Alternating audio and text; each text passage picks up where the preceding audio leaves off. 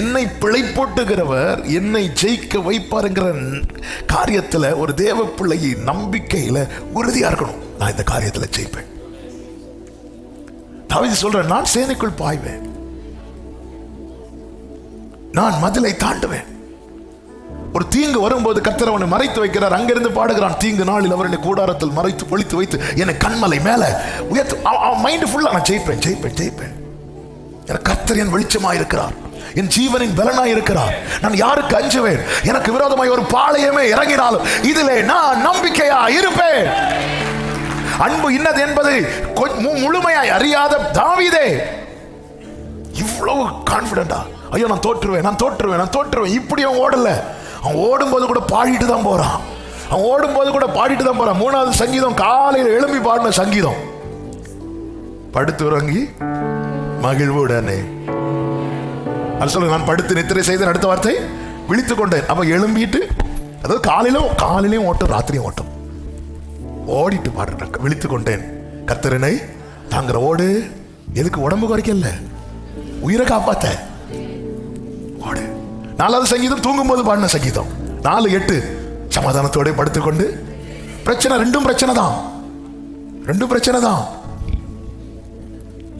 அப்படி அடுத்த 5வது சங்கீதம் காலையிலே உமக்கு நேர ஆயத்தமாகி பாட்டு தான். காலையும் மாலை வேளையும் கர்த்தரை கருத்துடன் அவர் பாடுறாரு. அவருக்கு தெரியும் நான் ஜெயிப்பேன் நான் ஜெயிப்பேன்.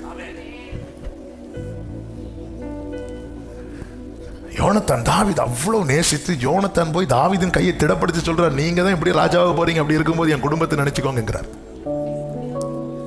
லவ்ல நம்ம கனெக்ட் ஆயிட்டோம்னா நம்ம ஜெயிப்போங்கிற நம்பிக்கை நமக்கு வந்துடும். அவர் என்ன விட மாட்டா, அவர் என்னை ஒருபோதும் கைவிட. அதாவது மினிஸ்ட்ரி ஊழியத்துக்கு ஒப்பு கொடுத்து அந்த காத்திருக்கும் காலம் ஆரம்பத்துலனா கொஞ்சம் 1 வருஷம் ஆச்சு, 2 வருஷம் ஆச்சு, 3 வருஷம் ஆச்சு. அவன் எனக்கே டவுட் வந்துட்டு, நான் உண்மையில அழைக்கப்பட்டுதான் வந்தானா இல்ல கரெக்டு தானா இல்ல பாஸ்டர் பையன் சொல்லி ஜம்ப் பண்ணி வந்தானா. நமக்கு ஆரம்பத்துல எல்லாம் பயங்கரமா அர்ப்பணித்தேன் எல்லாம் சொல்லுவோம்.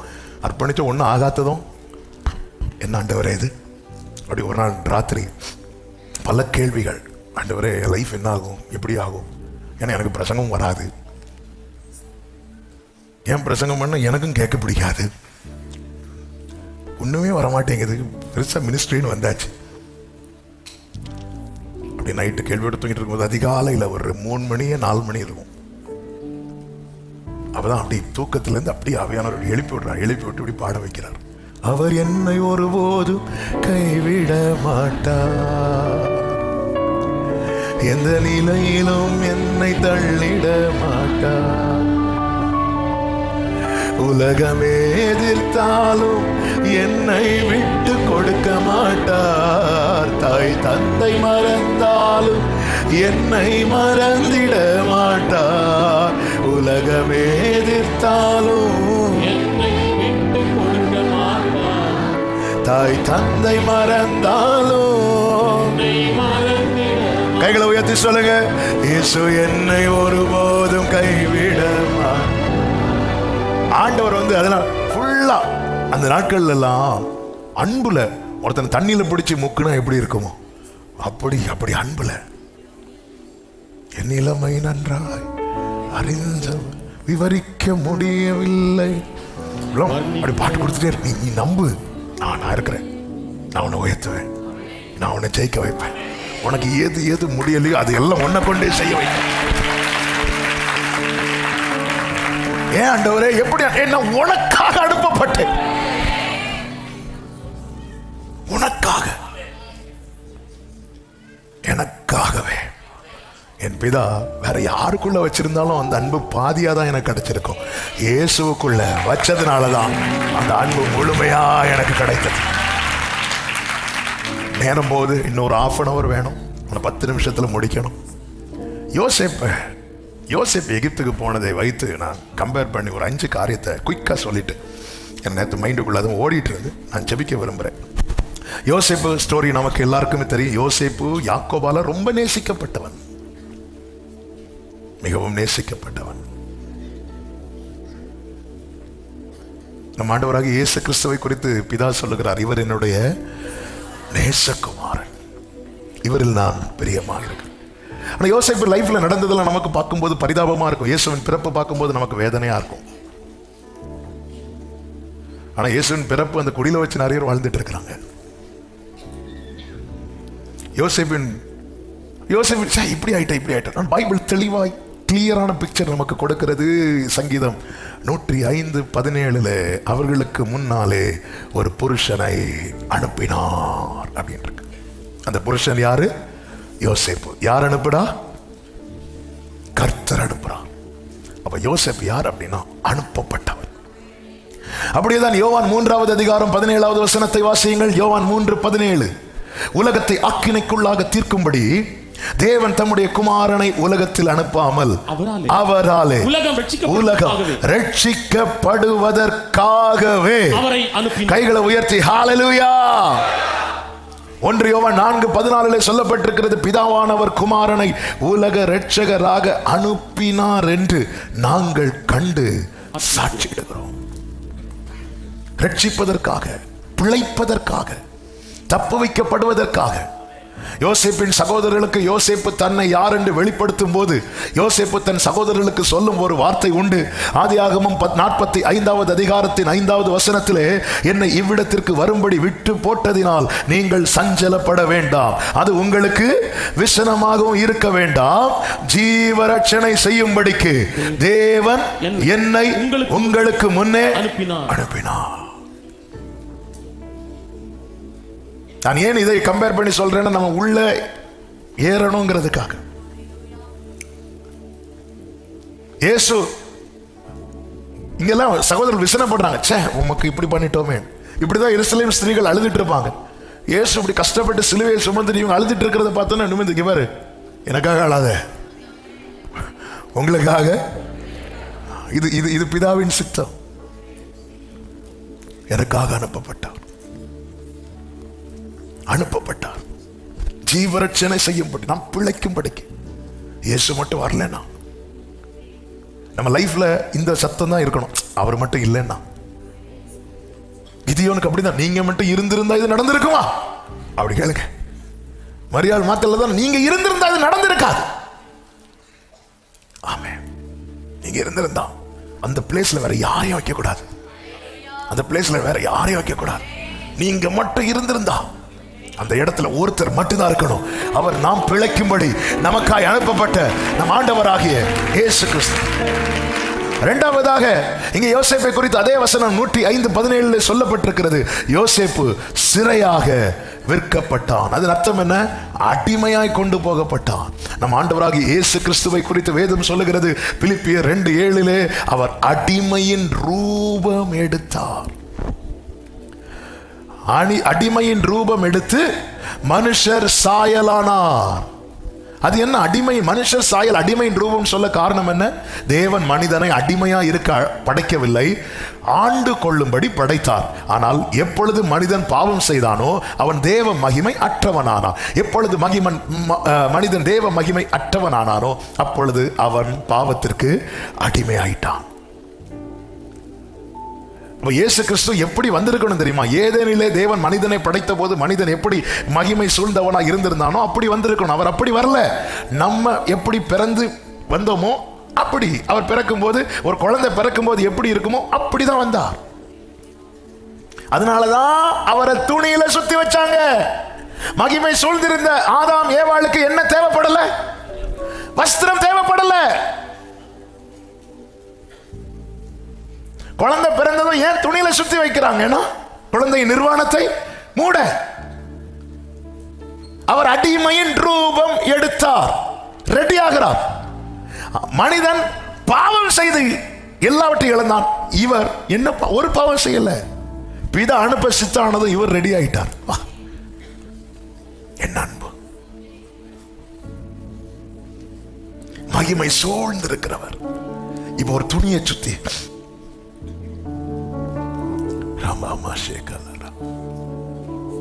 ஆண்டவருடைய அன்பு பெரியது. என்ன நான் சொல்வேன்? இயேசுவின் அன்பை ருசித்தேன் தினம்.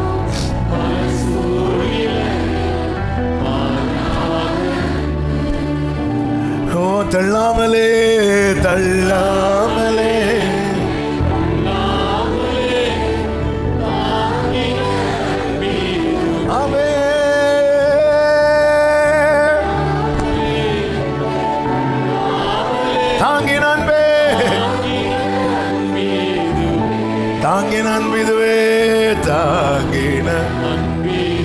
பிரியமானவர்களே, ஆண்டவர் நமக்கு பாராட்டின கிருபை இப்படி. அவர் 33 வருஷம்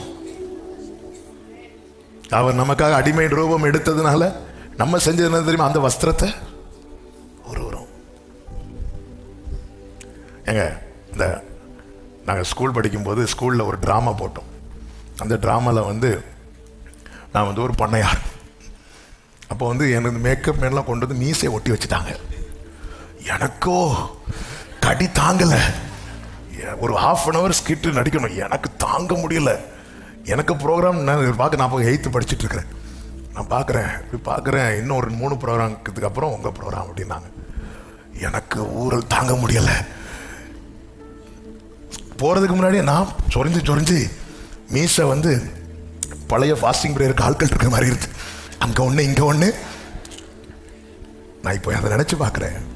ஒரு ½ இன்னொரு வேஷத்தை என்னால் போட முடியல. ஏன்னா அது இரிட்டேஷனாக இருந்துச்சு எனக்கு. இவர் 33 வருஷம் எப்படி இந்த வேஷத்தை போட்டுட்டு இருந்தார்? அவர் மனசுல ஒன்னே ஒண்ணுதான் இருந்துச்சு, நான் மட்டும்தான் இருந்தேன். என்ன கேட்ட நான் அப்படிதான் சொல்லுவேன், நான் பிழைப்பதற்காக என்னை நினைத்தார் தம்மை மறந்தார். எங்க இயேசுக்காக எதையும் விடுங்க, இயேசுக்காக யாரையும் விடுங்க, இயேசுவை விட்டுறாதீங்க. இயேசுவை விடாத ஒரு மனநிலைக்கு வாங்க, நீங்க ஜெயிக்க போறீங்க, நீங்க தான் ஜெயிப்பீங்க.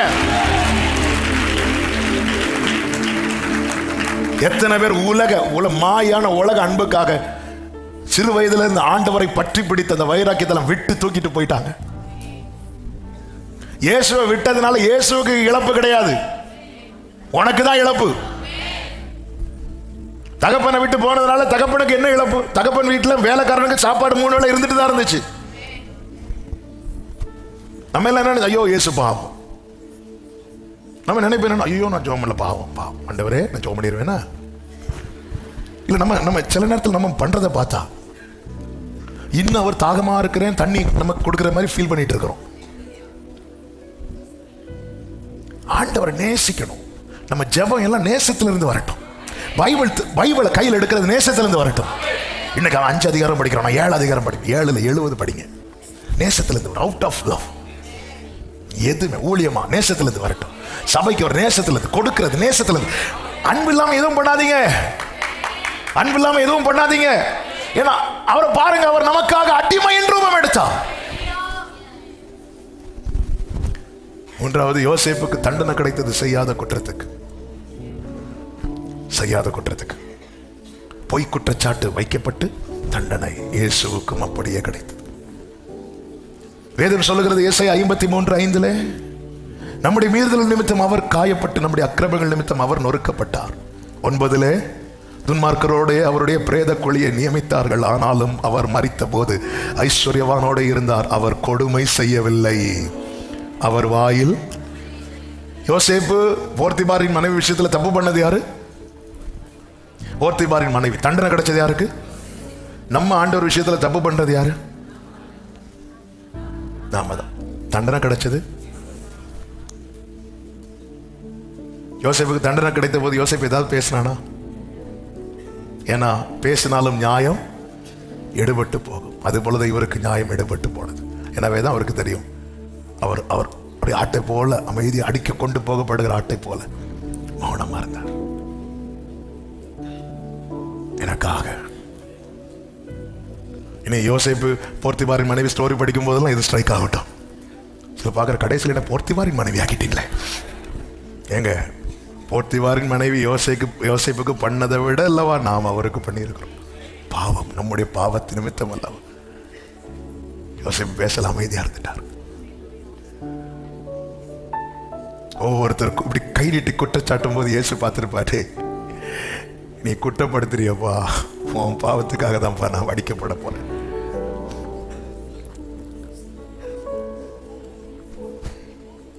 நாலாவதாக, யோசேப்பு ஒரு நாள் சிறையிலிருந்து வெளியே வந்தான்.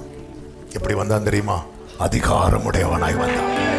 அதுபோலதான் ஆண்டவராக இயேசு கிறிஸ்து மரித்து அடக்கம் பண்ணப்பட்டார். ஆனால் மூன்றாவது நாளிலே சகல அதிகாரத்தையும் உடையவராய் அவர் வெளியே வந்தார். ஹல்லேலூயா. நாம் பாடணுமே, வானத்திலும் இந்த பூமியிலும் வல்லமையான ஒரு. எனவேதான் பிலிப்பியர் 2வது அதிகாரத்தில் சொல்லப்பட்டிருக்கிறது, தேவன் எல்லாவற்றுக்கும் மேலாக அவரை உயர்த்தி. எப்படி பார்வோன் யோசேப்பை எல்லாத்துக்கும் மேல உயர்த்தி வச்சுட்டான். உயர்த்தி வச்சுட்டு என்ன சொல்ல தெரியுமா? உன் பெர்மிஷன் இல்லாம ஒருத்தர் கை கூட அசையக்கூடாதான். கையாவது, எல்லாம் எடுத்து வாசிக்க டைம் இல்லை, நேரம் போயிட்டு, கையாவது காலாவது அசையக்கூடாது. ஒருத்தர் உண்மைக்கு சொல்லக்கூடாது உன் பெர்மிஷன் இல்லாம. அவ்வளோ பவர். இது வந்து ஒரு குறிப்பிட்ட ஒரு எகிப்து நாட்டுக்கு. ஆனால் பிதாவாகிய தேவன் குமாரனாகிய கிறிஸ்துவை சர்வ பூமிக்கும். எகிப்து தேசத்திலே யோசேப்பு சொன்னது போல பஞ்சம் வந்தது. பஞ்சம் வந்ததும் எல்லாரும் யார்கிட்ட போய் முறையிட்டாங்கன்னா பார்வோன்ட்ட போய் புலம்புனாங்க. அது 41 இருக்கும் கடைசி வசனங்கள்ல. அது எந்த வசனம்? குயிக்கா பார்த்து போடு. பார்வோன்ட்ட போய் புலம்பும் போது பார்வோன் என்ன சொல்லுவாரு தெரியுமா? நீங்க யார்கிட்ட போங்க? யோசேப்ட்ட போங்க. எதுக்கு இந்த வார்த்தையை சொல்லுகிறேன் என்றா, இந்த பூமியிலே எல்லாரும் தெய்வமே கடவுளே நோக்கி கூப்பிடுங்க. ஆனா ஒன்றை புரிந்து கொள்ளுங்கள், இயேசு கிட்ட வந்தா மட்டும்தான் பரலோகத்துக்கு போவாங்க. இயேசு கிட்ட வந்தா மட்டும்தான் என் நாமத்தினாலே. எகிப்து தேசம் எங்கும் பஞ்சம் உண்டான போது ஜனங்கள் உணவுக்காக பார்வோனை நோக்கி ஓலமிட்டார்கள். அதற்கு பார்வோன், நீங்கள் யோசேப்பின் இடத்தில் போய் அவன் சொல்லுகிறதை செய்யுங்கள். எனவேதான் பிதா பேசினார், இவர் என்னுடைய நேசகுமாரன், இவருக்கு செவி கொடுங்கள். ஜெபம் இயேசுவை நோக்கி பண்ணுங்க. அதனால நம்ம எப்பவுமே ஜெபம் முடிக்கும் போது எப்படி முடிக்கிறோம்? இயேசுவின் நாமத்தினாலே. வித்தவுட் கிரைஸ்ட் நீங்க என்ன பண்ணாலும் சரி பரலோக பிதாவால் அக்செப்ட் பண்ண முடியாது. ஏன்னா அவரை ஜெனிப்பித்துட்டார். அவர் ஆல்ரெடி இருக்கிறார், ஆனால் நமக்காக அவரை குமாரனாக ஜெனிப்பித்து வச்சிருக்கிறார். அவருக்கு முன்னாடி முழங்கால் முடங்கணும், நாவு அவரை அறிக்கை செய்ய வேண்டும். ஜெபம். எனவேதான் பாருங்க, பழைய ஏற்பாட்டில் இதுக்கு நிழல் தான். விசுவாசத்தினாலே ஆபேலின் காணிக்கை அங்கீகரிக்கப்படுவதற்கு காரணம் என்ன? ஆபேலுக்கும் தேவனுக்கும் நடுவே அடிக்கப்பட்ட ஆட்டுக்குட்டி இருக்கிறது. அதுதான் உண்மை. அதுதான் உண்மை. என்ன கொண்டு வந்தாலும். ஐந்தாவதாக, அதிகாரமுடையவனாய் யோசேப்பு வெளியே வந்த போது ஒரு புறஜாதி ஆஸ்நாத்தை தனக்கு மனைவியாக்கி கொள்ளுகிறான். ஆபிரகாம் தன் உறவின் முறை சாராளை சொந்தமாக்கினான். ஈசாக்குக்கும் உறவு பெண் தான் ரெபேக்காள். அது போலதான் யாக்கோவுக்கும் உறவு பெண்கள் லேயாள், யாக்கோவு. ஆனால் யோசேப்புக்கு, நீர் யாக்கோபின் கோத்திரத்தை திருப்புவதற்கு என் தாசனாய் இருப்பது எனக்கு அற்ப காரியமாய் இருக்கிறது. அவன் புறஜாதி, நாம் தேவனற்றவர்கள். எனவேதான் வேதம் சொல்லுகிறது, வனாந்திரத்திலிருந்து தன் நேசர் மேல் சார்ந்து கொண்டு வருகிற இவள் யார்? இவ யோசேப்பு வந்து உட்காரும் போது, ஆபிரகாம் வந்து உட்காரும் போது ஆபிரகாமின் இனத்தாள் சாராள் வந்து உட்கார்றாங்க. ஈசாக்கு வந்து உட்காரும் போது ஈசாக்கின் உறவின் முறை ரெபேக்காள் வந்து உட்கார்றாங்க. அதே போல யாக்கோபு வந்து உட்காரும் போது லேயாளும் ராகேலும் உட்காரும் போது, இப்போ யோசேப்பு பக்கத்துல, யாரும் அறியாத என்னை நன்றாய் அறிந்து தேடி வந்த, தூக்கி எறியப்பட்ட என்னை தூக்கி வேண்டும் என்று சொல்லி சேர்த்து கொண்டவரே. இதைதான் ரோமர் 9வது அதிகாரம் 24-25 வசனங்களிலே சொல்லப்பட்டிருக்கிறது. அவர் யூதரில் இருந்து மாத்திரமல்ல புறஜாதிகளில் இருந்தும் நம்மை அழைத்திருக்கிறார். அந்தபடி எனக்கு ஜனங்கள் அல்லாதவர்களை என்னுடைய ஜனங்கள் என்றும் சிநேகிக்கப்படாதிருந்தவளை சிநேகிக்கப்பட்டவள் என்றும் சொல்லி அழைப்பேன். இயேசுவை குறித்து எபிரேயர் 2 என்ன சொல்லப்பட்டிருக்கிறது தெரியுமா? அவர் பிதாவுக்கு முன்பாக கொண்டு போய் நம்ம எல்லாம் நிறுத்திவிட்டு சொல்லுவாராம், இதோ நானும் கர்த்தர் எனக்கு கொடுத்த பிள்ளைகளும். இது போலதான் யோசேப்பு இப்பொழுது பிதா யாக்கோபு உள்ள என்றாகிறார். யாக்கோபு என்றானதும் யோசேப்பு 2 பிள்ளைகளை கூட்டிட்டு போறான். யார தெரியுமா? எப்ராயிம், மனாசே. எங்க பிறந்தவர்கள்? புறஜாதியில பிறந்தவர்கள். இந்த 2 பிள்ளைகளை கூட்டிட்டு போய் யாக்கோபிட்ட நிறுத்தின போது யாக்கோபு ஒரு வார்த்தை சொல்லுவார். அந்த வார்த்தையை சொல்லி நான் ஜெபிக்கிறேன். ஆதியாகமம் 48வது அதிகாரம் 5வது வசனம். நான் உன்னிடத்தில் எகிப்துக்கு வரும் முன்னே உனக்கு எகிப்து தேசத்தில் பிறந்த உன் 2 குமாரரும் என்னுடைய குமாரர். உன் 2 குமாரரும் என்னுடைய குமாரன். அடுத்த வார்த்தை கவனிங்க. ரூபன், சிமியோன் என்பவர்களைப் போல எப்ராயிம், மனாசேயும். எனக்கு இதை புரியும்படி சொல்றேன். இயேசுவால நாம் பெற்ற பாக்கியம் என்ன தெரியுமா? பிதா சொல்வார், எனக்கு ஆபிரகாம் எப்படியோ நீ அப்படி, எனக்கு ஈசாக்கு எப்படியோ எனக்கு தாவீது எப்படியோ. இப்ப சொல்லுங்க, அவரால ஜெயிக்க போறோமா இல்லையா? ஹalleluya. எனக்கு ரூபன், சிமியோன் எப்படியோ. ஆமென். ஏன் இந்த எப்ராயிம், மனாசே, யாக்கோபு அணைக்க காரணம் என்ன? காரணம் ஒண்ணுதான். யாக்கோபுக்கு யோசேப்பை ரொம்ப பிடிக்கும் அப்படின்னு எனக்கு ஒண்ணு தெரியும். நான் யாரை வர்ஷிப் பண்றேனோ, நான் யாரை ஆண்டவரை கொண்டிருக்கிறேனோ அவரை தான் பிதாவுக்கு ரொம்ப பிடிக்கும். நாளை என்னை இயேசு அவர் சமூகத்தில் கொண்டு போய் நிற்கும் போது, எனவே தான் வேதம் சொல்கிறது, ஆபிரகாம், ஈசாக்கு, யாக்கோபு என்பவர்களோடு கூட இவர்கள் பந்தி இருப்பார்கள். அந்த நாள் இன்ப நாள், எந்த நேசுராஜன் வானில் தோன்றும் நாள். ஹalleluya, ஹalleluya, ஹalleluya.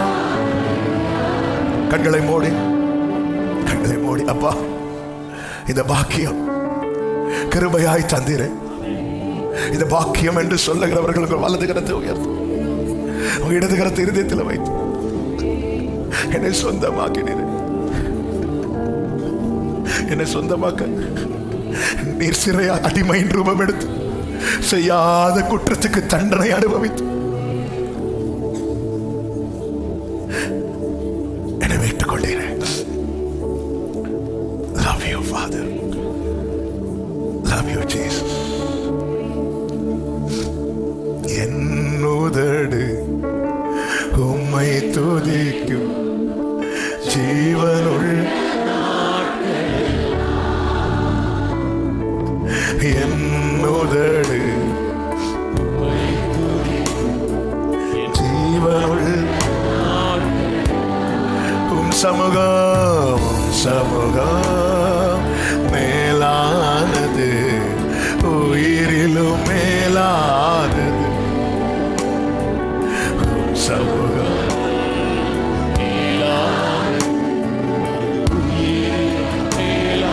பரிசுத்த பிதாவே, நல்ல தகப்பனே, நன்றியோடு துதிக்கிறோம், ஸ்தோத்தரிக்கிறோம். உங்க கிருபை பெரியது. நீர் நல்லவர். எவ்வளவாய் அன்பு கூர்ந்தீர். நீர் எங்க மேல வச்ச அன்பு உண்மை. எங்களை ஜெயிக்க வைக்க போகிறது உண்மை. இந்த அன்பில் நிலைத்திருக்க எங்கள் ஒவ்வொருவருக்கு கிருபை தார். இனியும் உம்மை துக்கப்படுத்துகிற, வேதனைப்படுத்துகிற எந்த ஒரு காரியத்தையும் செய்யாதபடி எங்களை கிருபையாய் காத்துக்கொள்ளும். உங்க வல்ல கரங்களில் அர்ப்பணிக்கிறோம். மகிமை அனைத்தும் ஒருவருக்கே செலுத்துகிறோம். இயேசு கிறிஸ்துவின் நாமத்தில் பிதாவே.